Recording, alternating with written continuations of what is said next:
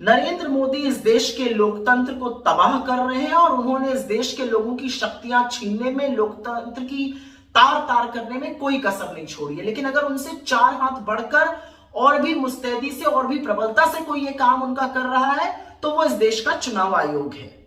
आज चुनाव आयोग ने राज्य चुनाव आयोग अधिकारियों को लिखकर निर्देशित किया कि चुनाव संबंधित वीडियो या फोटोग्राफ्स 45 दिन बाद डिलीट किए जा सकते हैं। मतलब 45 दिन तक अगर किसी चुनाव में याचिका दायर ना हो तो चुनाव संबंधित जो वीडियोस हैं, जो फोटोग्राफ्स हैं, जो जांच में काम आ सकते हैं, उनको रिकॉर्ड से ही डिलीट किया जा सकता है। अभी तक नियम ये था कि वो 1 साल तक रखे जा सकते थे, जिससे लोकतंत्र में अगर कोई सवाल उठे तो ये सारी चीजें सबूत के तौर पर जांच में काम आ सके। आपको याद ही होगा दिसंबर में कैसे आनन फानन में चुनाव आयोग और कानून मंत्रालय ने मिलकर आपसे एक बहुत बड़ी शक्ति छीनी थी। इन लोगों ने मिलकर चुनाव के नियम ही बदल दिए थे।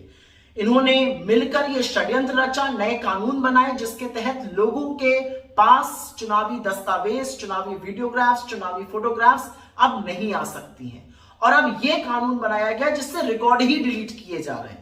नरेंद्र मोदी इस देश के लोकतंत्र का जनाजा निकालने में कोई कसर नहीं छोड़ रहे हैं, पूरी बेशर्मी से, पूरी मुस्तैदी से निकाल रहे हैं। लेकिन अगर कोई उनसे 4 हाथ आगे बढ़कर इस पाप को कारगर कर रहा है तो वो इस देश का चुनाव आयोग है।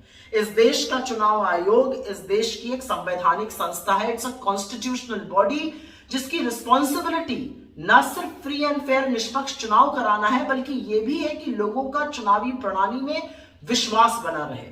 इन दोनों कामों को चुनाव आयोग ने पूरी तरह से तिलांजलि दे दी है।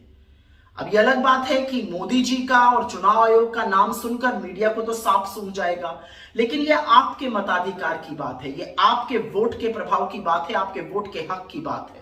मूक दर्शक मत बने रहिए, इसका विरोध करिए, हमारे साथ अपनी आवाज को मिलाइए, क्योंकि इस देश में अगर फ्री और फेयर इलेक्शन नहीं होंगे, अगर लोकतंत्र में लोगों से हर तरह की शक्ति चुनावों में छीन ली जाएगी तो लोकतंत्र होने का मतलब क्या है।